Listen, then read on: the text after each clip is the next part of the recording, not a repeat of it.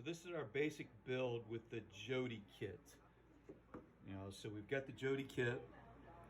We've got the Arduino or the motherboard for the Jodie kit, which doesn't have the same inputs and outputs as some of our other products. All right, so if we take a look at this, the motors are exactly the same. All right, you've got your infrared, so you've got your remote receiver. It's in the IR port, so that is, we should be able to zoom in on that. All right, but then we're gonna add the servo motor. So we've got the servo motor here. If we follow that line, hopefully it doesn't make you sick. On your motherboard, you've got input and output. And we can see it right there, input and output.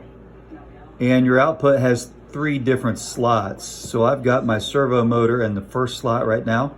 Remember, white goes towards the S, so white is always down towards the power or towards the program mode.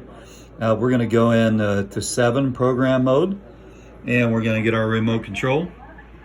And the remote control now should control the motors, just like before.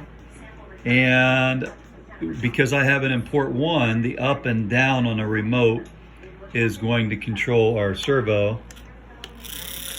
And remember, the servo motors only go 180 degrees in ours. So I'm hitting my up and down button and controlling those servo motors. All right, so servo motor goes in output, slot 1 or slot 2. If you put it in slot 2, then you'll use the side to side on your remote control.